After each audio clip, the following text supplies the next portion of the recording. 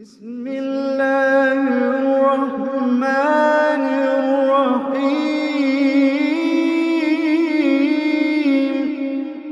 طه ما أنزلنا عليك القرآن لتشقى.